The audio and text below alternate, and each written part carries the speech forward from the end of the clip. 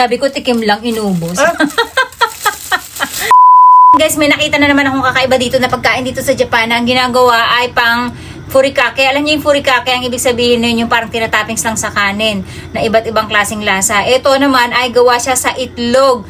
Tapos, ang ginawa niya guys, yung itlog na pula ay finerment niya sa asin, and then yung merengue ginawa niyang cookies. At yun ang gagawin natin para hindi masayang yung merengue natin. Tapos 5 araw yung hihintayin ng pagkababad dun sa asin.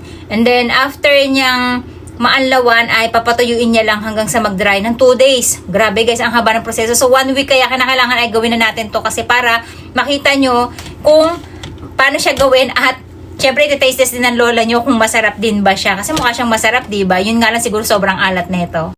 So ayan guys, meron tayo dito ng Tupperware, plasticware. Ano ba tawag nyo dyan? Maglalagay lang tayo ng asin. Asin natin.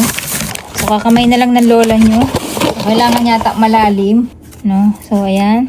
At kailangan i-flat lang natin tong ating asin. Tapos dito sa isang bowl guys, lalagyan natin yung ating mga itlog. Hindi masayang. Ay, may gagawin na naman ng lola nyo. Okay. Lalagay lang natin yung itlog. Okay. So gagawin natin guys, magbabakat tayo ng bilog. 4 lang gagawin natin. Ayan. Ang tagal nung gagawin, no? Tapos 4 lang. Tapos lalagay lang natin dito. Wow. Ayan. Tapos last. Then, ang final na gagawin natin, tatabunan natin siya ng asin. Ay, nakakainis kasi itong cellphone ko eh. Yung handle. Hindi stable. So, aalisin natin tong isa guys. Sayang. Matatapon natin siya kasi maalat na siya. Hindi natin siya mapapakinabangan. Ang gagawin natin guys, tatabunan na natin siya ulit ng asin daw sa ibabaw. So, yan guys. Tapos, ikikip daw natin to for 5 days. So, ayan guys. At, takpan lang natin. 5 days, magbibilang tayo. Okay. Later. So, eto na guys, yung ating pang 5 days na naman yung asawa ko. Bakit ba, mahal ko? So, eto guys, yung ating pang 5 days ng ating itlog at i-check na natin. Pero hindi pa dito nagtatapos guys. Ito ay idadry pa natin ng at least 2 days sa strainer. Para daw makain natin siya at tumigas. Good thing meron tayo na itong strainer na to guys. Dito natin siya idadry. Air dry lang. Nako, nakakakaba. 3 lang to natira guys na nagawa natin ano. Kasi nga, no. Not yet eh. Malambot pa siya. 5 days na natin to guys. Bakit malambot pa? So ganito yung tsura niya guys. Ayan. Medyo matigas na.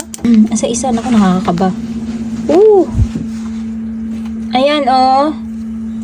Naku, maasin talaga siya guys. Ayan. So, ito yung isa. Medyo tumigas siya guys. Kung makikita nyo, parang ano siya yung naging gummy. Yung ano niya, yung itsura niya. Yung gummy na orange.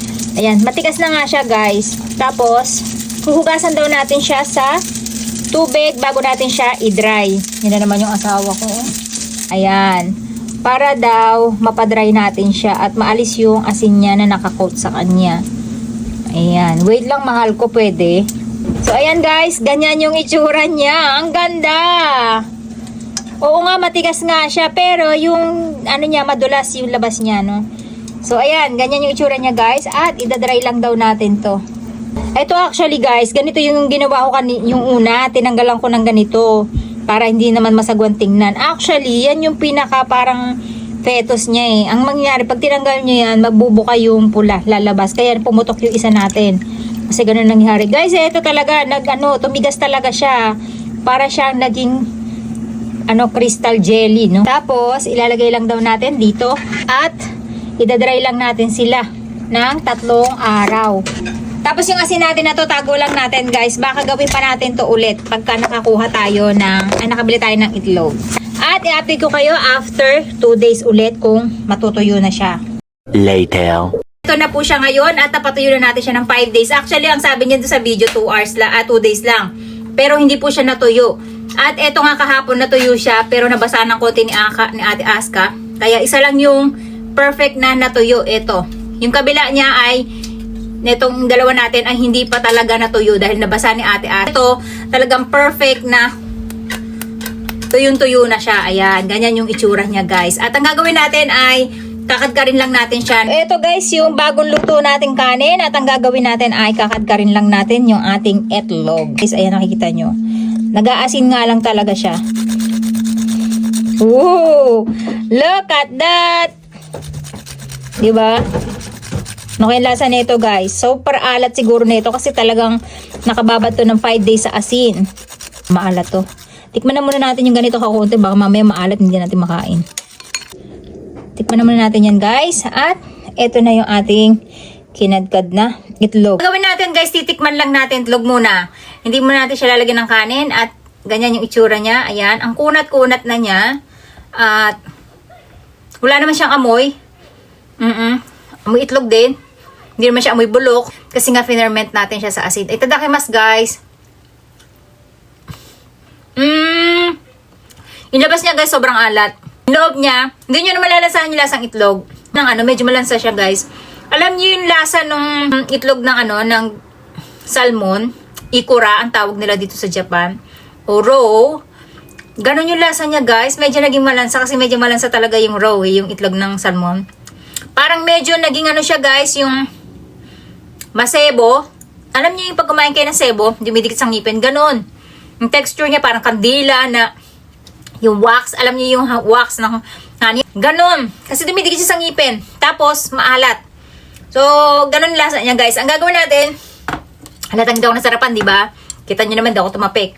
Eto guys, yung may kanin naman. So, tikman natin kung ano naman lasa niya kapag ka may kanin. Ito mga pinaggagawa ng mga Hapon, Pero ito yung tinatawag nilang furikake na egg flavor, guys. I think ganito lang din ang pagkakagawa nun. Ayan, itadakimasu. Tikman naman natin siya kung may kanin.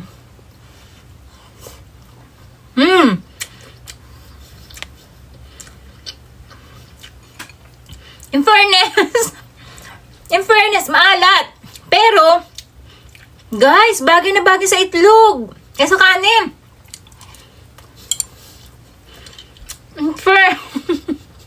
In fairness, pag yung itlog lang, hindi maharap.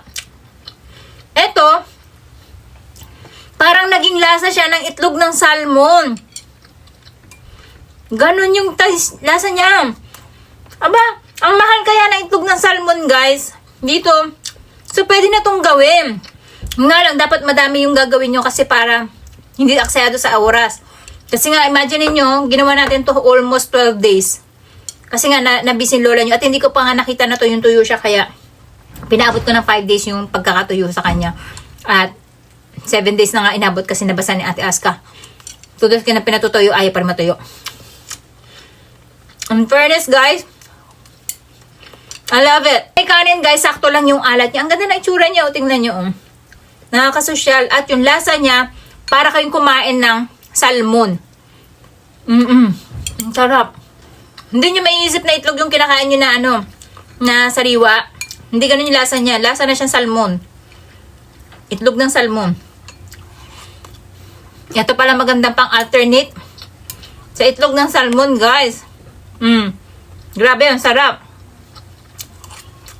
Kapatikman sa papa. 卵でしょ。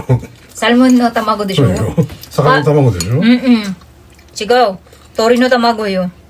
鳥の卵？どういうこと？ Dryにしたの卵。塩で。なの？So, 代わりできると思わない？ 魚ですよ。確かに。おー。 Lasa talaga siyang guys ng itlog ng salmon. Papatikman natin si Ate Aska. Patitikman naman natin sa susunod ay si Ate Aska naman at Ate Akari. Imaginein mo kung anong lasa niya. Ano imagine yun? Kung ano yung kalasa niya. Kalaki mo.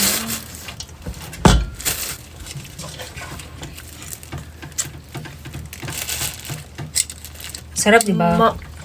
Parang isda. うまいよね。 Sake? So, una aji de sho? あ Nanga, ikura no aji なんか tumanay? 酸っぱいよね。 Ikura.